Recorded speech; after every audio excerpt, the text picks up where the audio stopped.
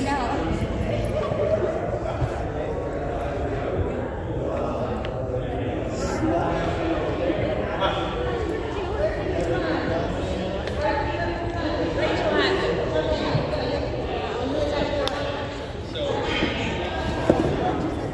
want it?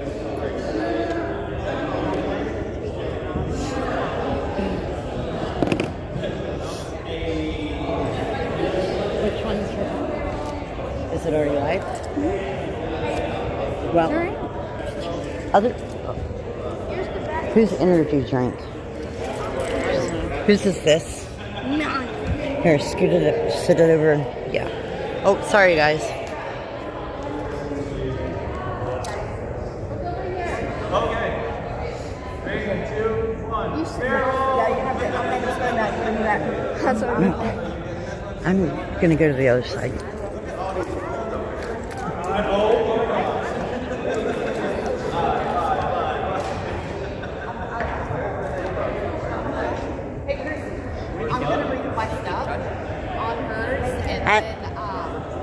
I don't have that phone.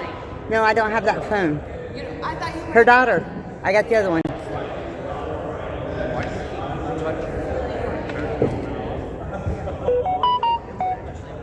I'm on TikTok, or I'm not on TikTok. Did I take anybody's seat? I don't think so. And it definitely gets lazy because they literally put music all over up there.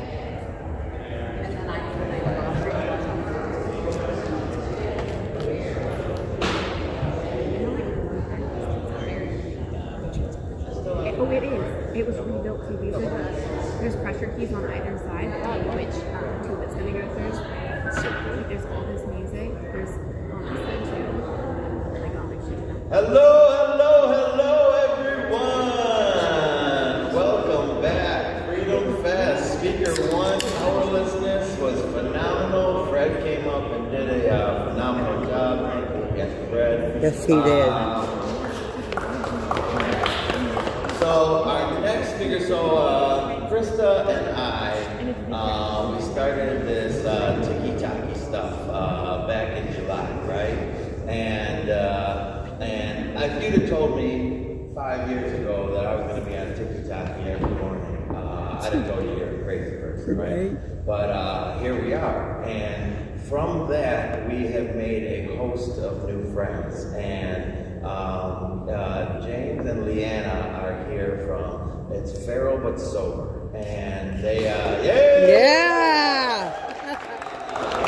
and they brought a host of friends with them. Melanie's here, I'm not going to say her screen name, and Mary and Christy and Renee's around here somewhere, and just these connections that come from social media, right, are so outstanding. And so I can't wait for you guys to hear from James and Leanna. And so first up, we're going to have James Barr, who's going to come up, and we're talking about unmanageability, but we're going to talk about whatever they want to talk about. So God bless you. Yeah!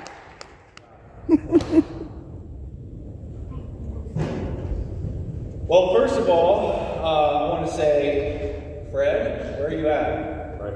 Hey, thank you for your vulnerability. Thank you for sharing. What a story. Great job. Thank you. Yes. Thank you so much for the recognition. Thank you so much for your support. Thank you for your invite. Thank you, thank you, thank you. And thank you, Freedom Fest. Thank you all for being here. Yeah!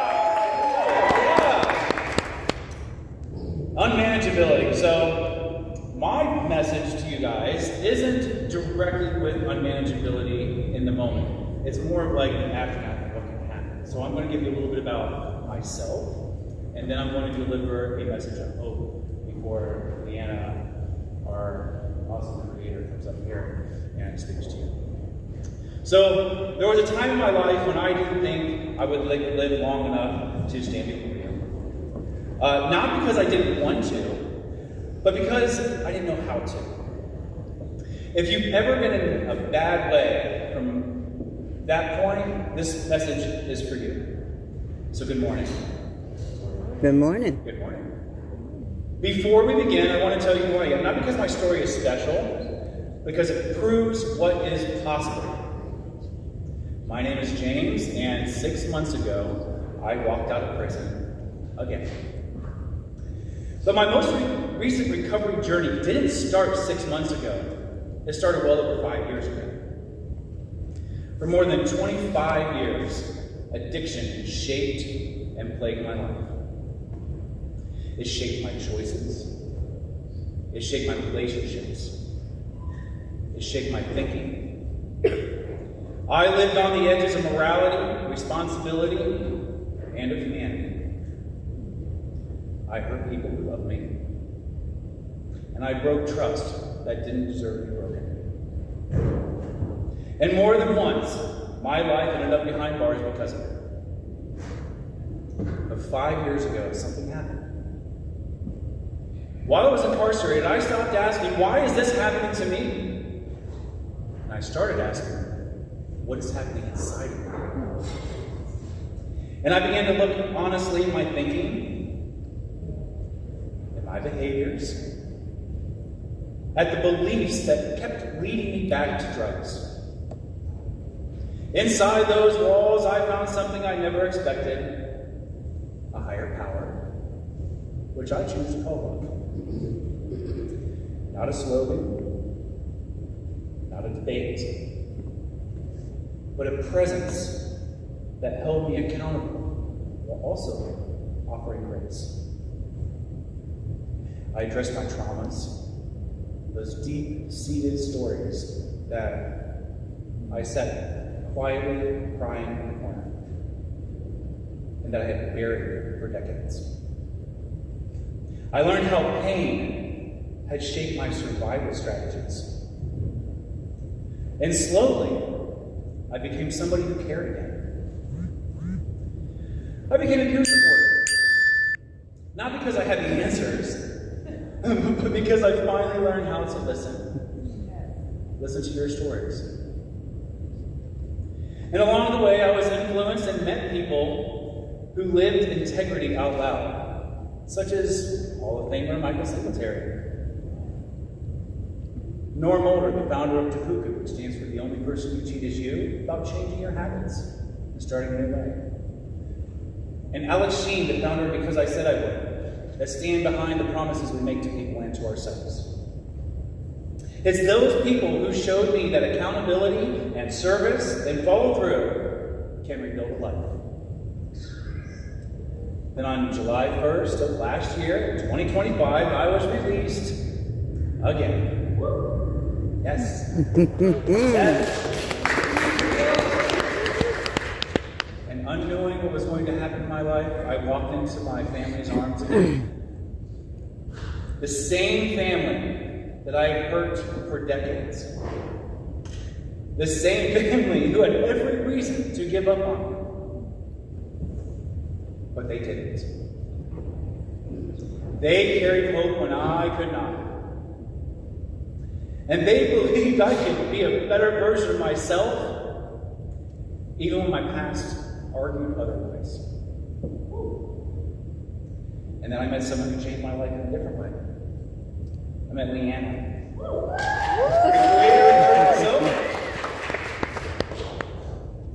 She didn't ask me to be perfect. She didn't ask me to sanitize my story. She welcomed me with compassion, honesty, and a steady lovingness. Together, Leanna and I share a deep passion for helping people see the best versions of themselves, supported by the community. And we agreed on something powerful, that sometimes community lives next door, but sometimes it comes from people far away who understand your heart better than anybody else ever could. That's who I am, and that's where I come from. And now, before we go any further, I want us to listen.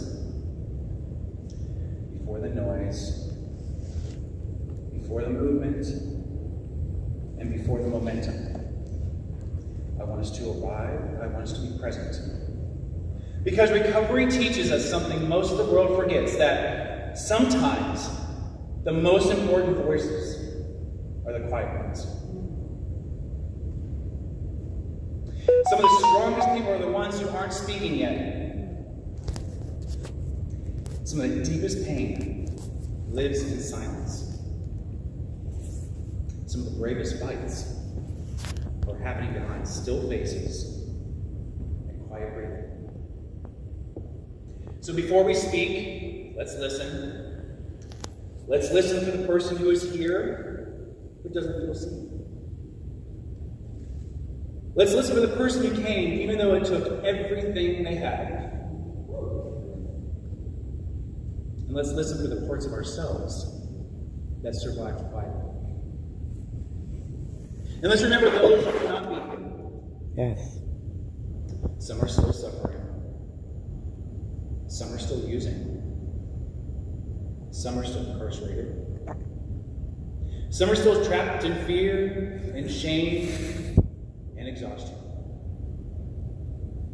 Some are still fighting for their lives. And if you're willing, I invite you to join me in just a moment of silence.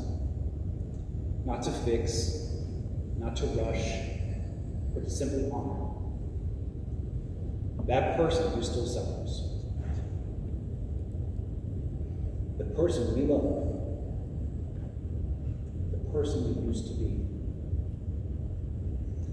Let us just take a moment right now together and recognize them.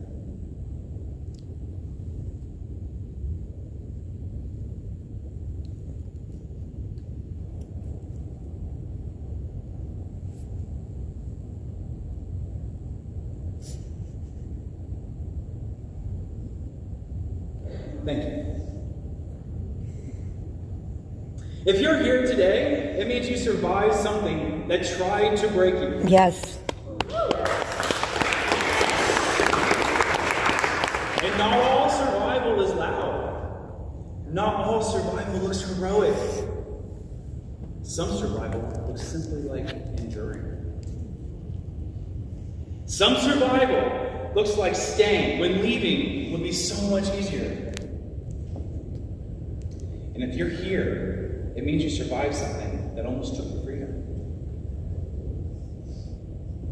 Some of you survived addiction. Some of you survived overdose. Some of you survived incarceration. Some of you survived grief, abandonment, loss, and abuse. Some of you survived the nights where you never cared if you ever woke up again. Some of you survived yourselves. There was a version of you that lived in the ground, worn down, tired, exhausted, convinced that standing back up wasn't possible anymore. A version of you that learned how to brace instead of hope. A version of you thought, is this as good as it gets? But you're here, you're breathing, you're listening, and still standing. Mm-hmm. I'm proud of you. And that matters more than you know. Because recovery is not measured by perfection. It is measured by presence. Recovery begins long before sobriety. It begins the moment someone decides, even quietly, I just can't live like this anymore. For some of us, that moment was dramatic. For some of us, it was barely a whisper. A bathroom floor. A jail cell on a bathroom floor. A hospital bed. A funeral. Maybe a mirror you could no longer avoid. Recovery doesn't always begin with strength. It begins with honesty. And honesty requires tenderness. It requires us to admit that we were hurt, that we were overwhelmed, and that we were just trying to survive with the tools that we had. Most of us didn't start using because we were reckless. We started using because we were human. because something inside of us was burning or breaking or begging for relief. We used because it worked. Until it didn't. Until the thing that numbed the pain became the source of it. Until the escape became the cage. And here's the truth we don't say enough. There were people who lost hope in us. But something inside us refused to die. Even when we were exhausted, even when we were ashamed, and even when we didn't believe we deserved another chance, something inside us kept breathing. And if you're early in recovery or standing on shaky ground, please hear this with grace. You are not behind. You are not weak. And you're not failing because this shit's hard. Nothing about freedom has ever been easy. Recovery is not about becoming somebody else. It's about being reborn into the person you were always meant to be. But rebirth requires some fire, and fire burns away what can no longer stay. Fire destroys what once was false. Fire does hurt, but it also clears the way. Early recovery feels like walking through these ashes. Everything familiar is gone. Your old identity no longer exists. Your coping doesn't work. And fear asks, what if I don't survive this? But this is where rising begins. Some days, rising looks like strength. Some days, it just looks like getting out of bed. And some days, it looks like listening instead of reacting. Some days, it looks like sitting quietly and choosing not to return to what once consumed you. Every day you choose to recover, you rise, even if it doesn't feel like it yet. Because freedom is not proven by never failing. Freedom is proven by standing back up again and again and again. Sobriety is not the finish line. Sobriety is the spark. Recovery is the rebirth. Like the phoenix, we do not rise despite of the fire. We rise because of it. What tried to destroy us becomes the ground from which we stand taller. Getting sober means you stopped running. Recovery means you faced the flames and decided they would not be the end of your story. It asks for honesty, because lies keep us buried. It asks for connection, because isolation keeps us cold. It asks for humility, because pride keeps us trapped. True freedom is not the absence of adversity. It is the ability to stand without being consumed. And here's where history reminds us what is possible. Charleston, South Carolina, the grounds from which we sit and stand and share today, is a city that has known bondage and resistance. In 1739, the Stono Rebellion, one of the largest slave uprisings in colonial America, erupted just outside of Charleston. Men and women risked everything to fight for their freedom, for their lives, for the possibility of a world that had been denied to them. They rose together through fire and danger, even when the odds seemed impossible. And that same courage, that same refusal to stay down lives in us today, in each and every one of you. Through recovery, we rise in our own rebellions, not against others, but against the chains inside of ourselves. The shame, the fear, the obsessing, looping nuisance of thinking that tells us we are not enough. Recovery is through connection. Through love.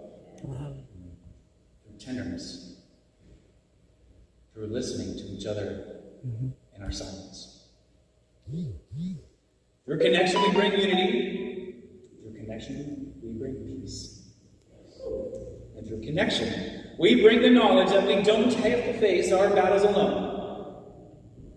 Addiction isolates. Recovery unites.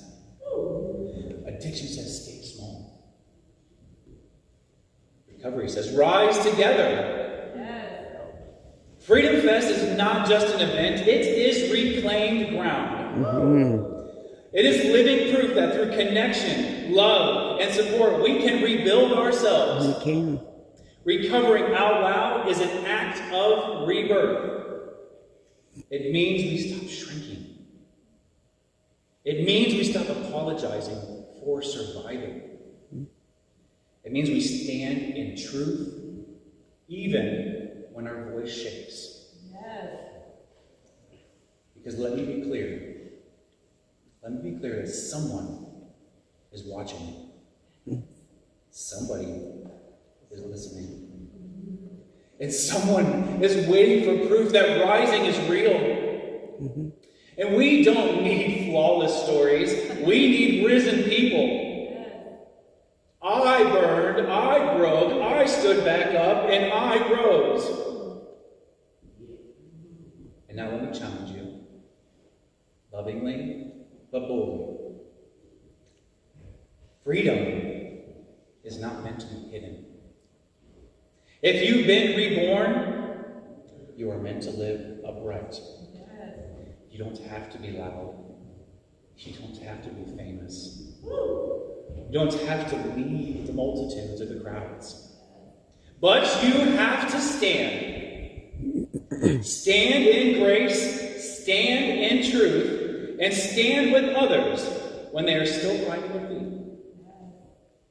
Unity is how rising becomes contagious. And connection is how freedom becomes real. So look around. Look at everybody. Look around the space. You are not surrounded by broken people. You are surrounded by survivors. By rebuilders, by people who rose from fire. And together we rise. Together we stand stronger.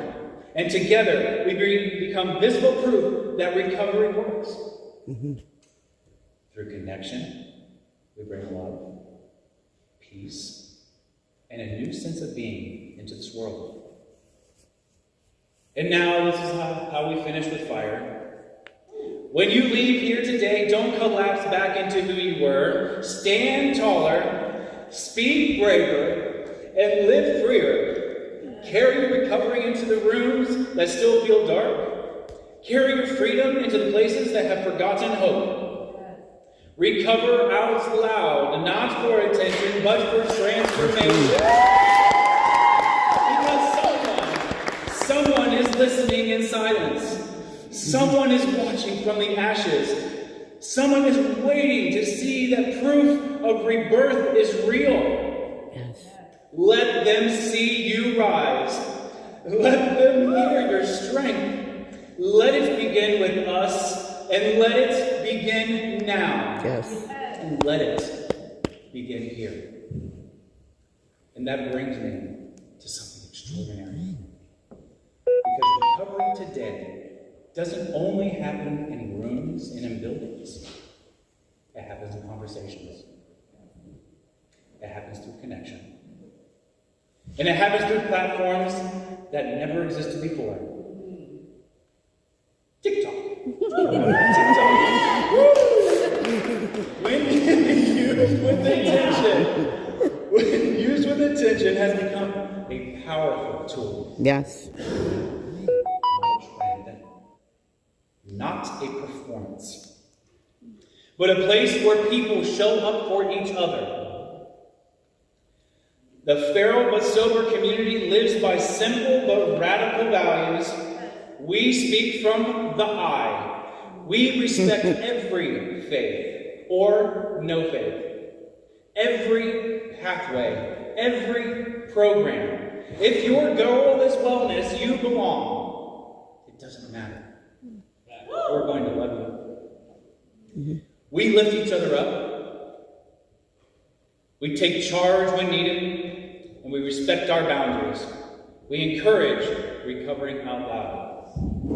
We honor the uniqueness of every story. We allow space for pain because pain shared is pain softened. And we hold hope because hope multiplies when witnessed. This platform has helped people enter into recovery, stay in recovery, and return to recovery. And tonight, today, there are 10 of us who are here from all over the country, from Texas, Iowa, Ohio, Kentucky, Massachusetts, people who met on the screens, now standing together in real life, people who have never met before, or renting an Airbnb 1,000 miles from home because the connection became family. It did. Great. Virtually became reality. Yes, sir. Strangers became support. And recovery became shared. That is not accidental. That is what happens when people choose love, unity, and peace over judgment. Yes. And that is why this moment matters, because next you'll hear from somebody who embodies all of this. Someone who didn't build just a platform, she built a home. Someone who believes recovery doesn't require perfection, just honesty. Someone who reminds us that being feral doesn't mean being lost. It means being free. Yes. It is my honor to welcome the woman who welcomed me, my friend, my partner in this work, the creator of Feral But Sober. Thank you so much, Freedom Vets, and thank you for choosing to recover out loud, Leanna Cox.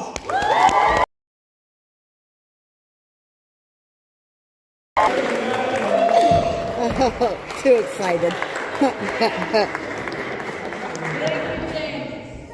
Okay, guys, I don't know how you follow that. I do not have the words like he does.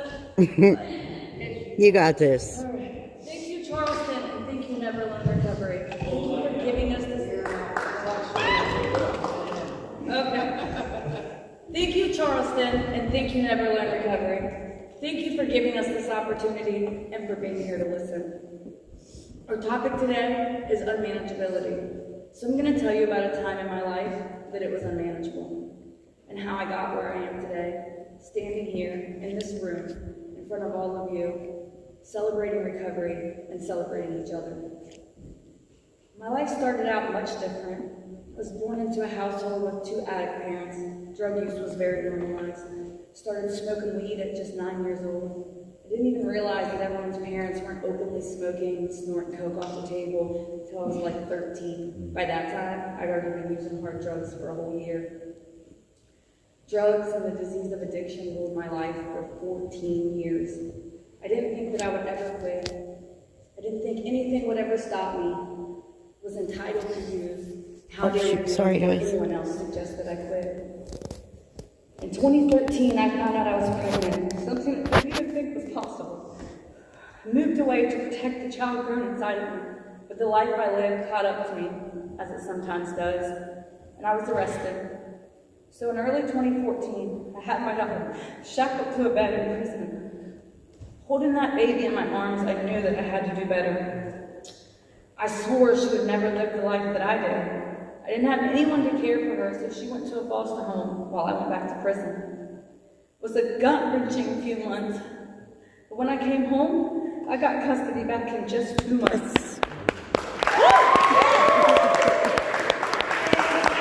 So I stayed clean for a while, but in mid-2015 I had a relapse, and I was the lowest point of my life. I had so much shame and guilt that I just went full throttle, stealing, scamming, whatever I had to get by, living in a tent in an abandoned house. But then it got worse. One day I woke up downtown Cincinnati, homeless with a toddler. It's like waking from a daze. I laid there, watching my child in a peaceful sleep on a hard concrete floor. I thought, what the fuck am I doing? That day, I walked to the methadone clinic, and I vowed from then on to give her the life that she deserved.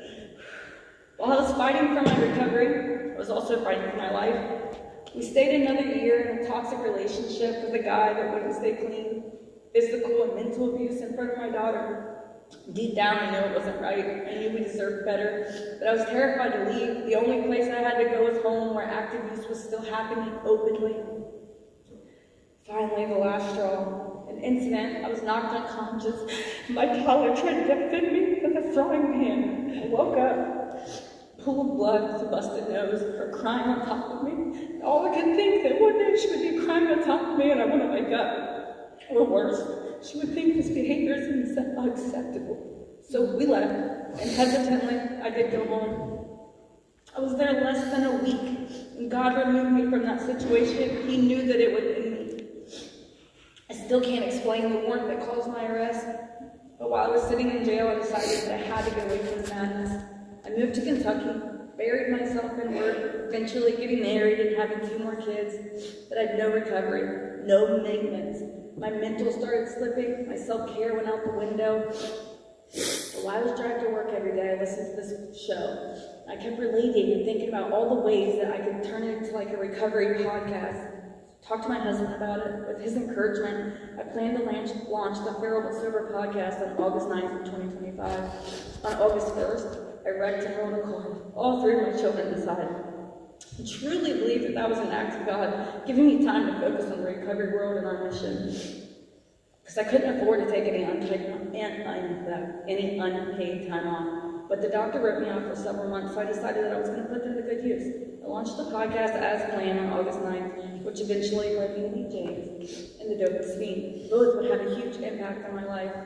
When I met James, I knew right away that he was someone I could depend on. He stepped up several times to guest for me when people canceled on my podcast. We got to know each other and became friends along the way. While I was doing the podcast, I got a taste of helping people, and I couldn't get enough. I became peer support certified.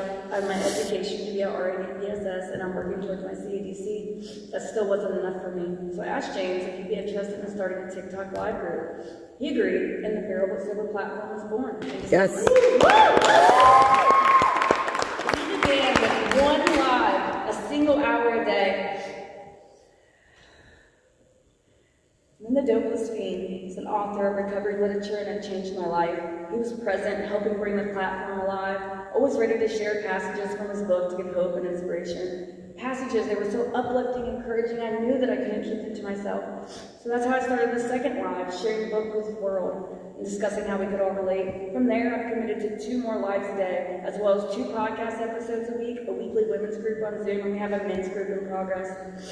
Some of you may be thinking, wow, that's a lot, maybe even that's too much.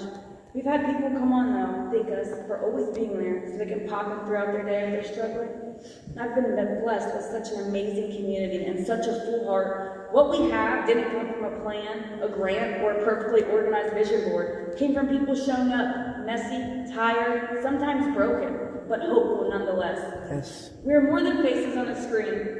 James and I keep our numbers in our profile. We connect with so many people off the screen. Such a blessing to watch these people grow. We have a woman, schizophrenic, with some other mental health issues. She comes on every day. Now, not only does she come on screen and share, she's helping them run the lives and become part of our plans to expand.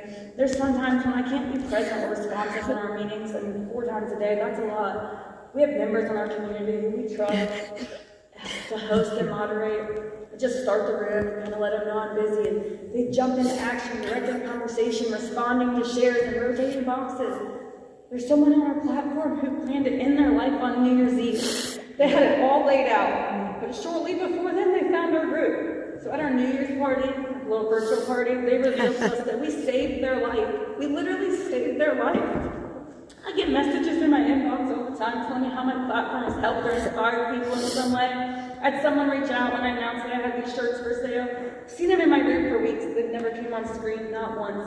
But they wrote in that message that they're just shy, but our group has changed their life and they wanted to be a part of that. They wanted a t-shirt. We've seen people come in so shy that they won't even share but just a few words. Now they take the stage and unload it all. The bond that we share is so special that a lot of us got together to come here to Freedom Fest. A friend started a donation pool because I couldn't have got here on my own. Thanks to the